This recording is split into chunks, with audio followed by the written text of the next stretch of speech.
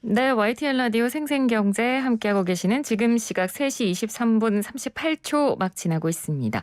조프로의 경제TV 오늘은 먼저 만나보도록 하겠습니다. YTN 경제부 조태현 기자 전화 연결합니다. 기자님 안녕하십니까? 네, 안녕하세요. 조태현입니다. 네, 원래는 저희가 항상 장 마감 시황을 전해드리는데 지금 아직 장 마감 전이라서 오늘은 장중 분위기가 어떤지를 좀 들어봐야겠네요. 네, 마감하기 7분 전이네요. 네. 간밤에 뉴욕 증시가 또 하락하는 모습을 보였습니다. 다우는 소폭 하락했는데 기술주 중심인 나스닥이 2% 넘게 폭락하는 모습을 보였어요. 그래도 우리 증시는 오랜만에 상승 출발하긴 했는데요. 오전 10시를 넘어서는 하락하는 모습을 보이기도 했지만 다시 상승하고 이렇게 반복하는 혼조세를 보이기도 했습니다. 네. 최근에 주가가 워낙 많이 떨어져서 오늘은 좀 나아지지 않을까 이런 생각도 들었는데 아쉽게도 오후 2시를 넘기면서 다시 하락하기 시작했고요. 지금은 낙폭을 조금 더 키워서 0.46% 정도 하락하고 있습니다. 네. 조금 더 상황을 보긴 해야 될 것 같은데 이렇게 하락세로 마감할 가능성이 커 보이고요. 오늘도 외국인이 순매도를 기록하고 있습니다. 5거래일 연속으로 매도세를 이어가고 있고요. 기관도 순매도인데 개인이 이 물량을 받아내는 모습을 보였습니다. 눈에 띄는 종목을 꼽자면 두산중공업을 꼽을 수 있겠는데요. 네. 이 어려운 상황, 시장 상황이 좀 어려운 상황 속에서도 한 5% 가까이 오르는 중입니다. 한때는 5% 넘는 모습을 보이기도 했는데요. 이 윤석열 국민의힘 후보가 탈원전을 백지화하겠다 이런 글을 페이스북에 올린 영향으로 풀이됩니다. 네. 두산중공업 말고 다른 원전 관련주도 강세를 보이고 있고요. 반대로 하이브는 크게 하락하는 모습을 보였습니다. 하이브 하면은 예전 이름이 빅히트 엔터테인먼트가 조금 더 익숙하신 분들 많을 텐데요. 네. 역시 생각나는 거는 BTS죠. 네. 오늘 증권사에서 보고서가 하나 나왔는데요. BTS 역시 입대를 앞두고 있습니다. 아. BTS가 입대하면은 기업의 매출액이 줄어들 수밖에 없을 거고 그렇죠. 또 대체 불가 토큰 이 NFT 테마에 속한 것도 있었는데 이 역할도 소멸하는 추세라고 분석을 했습니다. 그래서 지금 한 7% 조금 넘게 빠졌고요. 코스닥 역시 지금 상황에서는 0.7% 넘게 하락하는 모습을 보이고 있습니다. 네, 오늘은 장중 상황 좀 정리를 해봤습니다. 자, 드디어 LG 에너지 솔루션이 그동안 굉장히 큰 관심을 받았고 그래서 저희도 계속해서 소식을 전해드렸는데 드디어 내일 상장을 앞두고 있네요. 네, 그렇습니다. 사실 저는 청약을 안 해서 조금 네. 관심이 멀어져 있었는데 네. 상당히 관심들이 많으시더라고요. 아무래도 올해 상장 최대어로 관심을 받다 보니까 더욱 그런 것 같은데요. 기관 수요 예측은 물론이고 일반 청약에서도 대단히 큰 흥행 성적을 보여줬습니다. 상장이 내일 오전에 이루어지는데요. 내일 오전 8시 50분쯤에 이 상장 기념식도 진행할 예정이라고 합니다. 네. 이 주당 공모 가격이 희망 가격 가운데서 가장 높은 30만 원으로 책정이 됐어요. 시초가는 장 시작 전인 8시 반에서 9시 사이에 결정되는데요. 이 공모가의 90%에서 최대 200%까지 책정이 됩니다. 그러니까 가장 높게 된다면은 60만 원이 된다는 뜻이죠. 그리고 여기에서 거래 첫날의 상한가, 그러니까 30%가 오르면은 그러니까 소위 말하는 따상이죠. 네. 이랬을 경우에는 78만 원이 됩니다. 공모가의 160%가 오르게 되는 거고요. 이 상장을 앞두고 큰 소식이 하나 있었는데요. LG에너지 솔루션이 미국 1위 자동차 업체인 제너럴 모터스와 세 번째 전기차 배터리 합작 공장을 짓기로 했다고 합니다. 네. 이 두 회사가 각각 10억 5천만 달러씩 투자하는데요. 기업 공개를 통해서 대규모 자금을 조달한 것을 투자로 쓴다고 볼 수 있겠습니다. 이런 소식이 주가에 또 어떤 영향을 미치게 될지도 주목되는 부분입니다. 네. 자, 그래서 지금 많은 투자하신 분들은 지금 따상을 기다리고 계시고 그럼요. 있을 예. 텐데요. 지금까지 나오고 있는 주가 전망은 어떻습니까?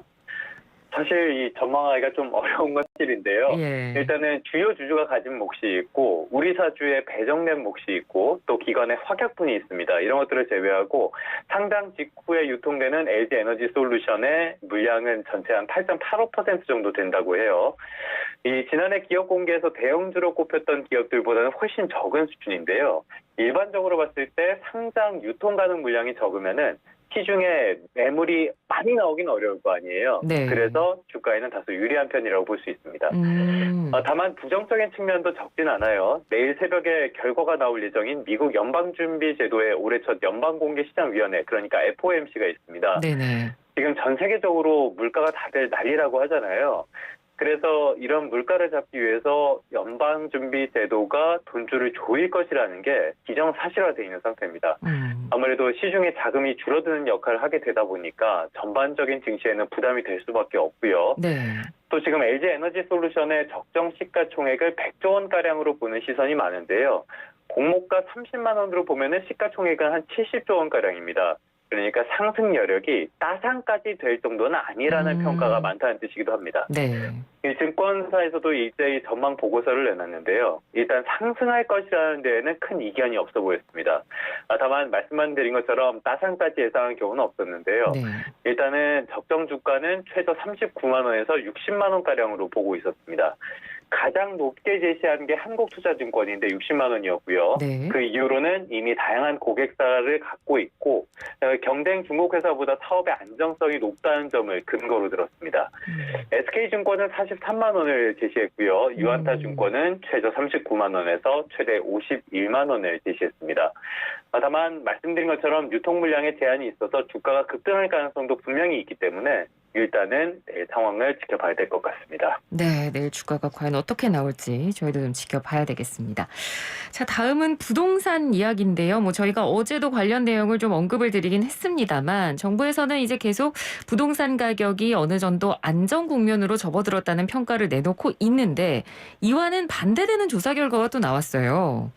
네, 그렇습니다. 이 KB국민은행에서 매달 월간 시계열 통계 자료를 내놓는데요. 여기에 보면은 5분위 배율이라는 게 있습니다. 이게 주택을 가격 순으로 5등분해서 상위 20%의 평균 가격을 하위 20%의 평균 가격으로 나눈 값이에요. 그러니까 고가주택과 저가주택의 가격 격차를 나타내는 건데 배율이 높으면 높을수록 양극화가 심하다는 거겠죠. 네. 이번 달에 전국 아파트의 5분위 배율이 매매가는 9.8, 전세가는 7.7이었어요.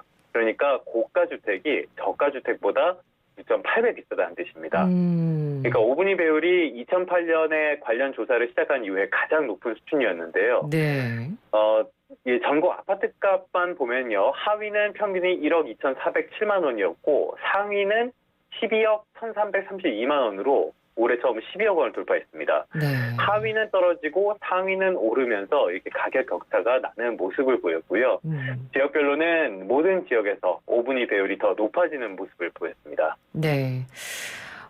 전체적으로도 이런데 서울은 집값이 더 비싸니까 아무래도 서울 안은 양극화가 더 심하지 않을까 싶은데 어떨까요? 맞습니다. 이 부동산 정보업체인 경제만렙이 같은 자료를 분석을 해봤는데요. 네. 문재인 정부가 출범했을 때 서울 한강 이남의 11개구 그리고 이북의 14개구의 아파트 평균 매매값 2억 7,483만 원 차이가 났습니다. 이 가격이 이번 달에 5억 109만 원으로 격차가 벌어졌어요. 그러니까 5년 만에 격차가 거의 2배 가까이 벌어졌다는 뜻이고요. 네. 전셋값도 만만치 않게 많이 벌어졌습니다. 이 지난해부터 가계대출 폭등에 맞서서 이 대출 규제를 강화하기 시작했고 기준금리도 올렸잖아요. 그렇죠. 그런데 대출 규제는 이미 고가 시장에는 더 강하게 적용이 되고 있습니다. 그렇다고 수요가 접는 건 아니니까 그러면 고가 시장에는 소위 말하는 현금 부자들이 진입하게 되겠죠. 네. 반면에 중저가 시장은 규제의 직격탄을 맞게 되기 때문에 비싼 주택은 가격이 더 오르고 중저가 아파트는 많은 곳이 하락하는 모습을 보이고 있습니다. 양극화가 극심해질 수밖에 없는 구조라는 뜻입니다. 예, 알겠습니다. 자, 오늘 마지막으로 오늘 조프로의 경제TV는 어떤 건가요? 말씀하신 것처럼 부동산 시장이 안정화됐다고 이야기를 하는데요. 문재인 정부 출범 뒤에 서울 아파트 평균 가격이 6억 원에서 12억 6천만 원으로 뛰었습니다.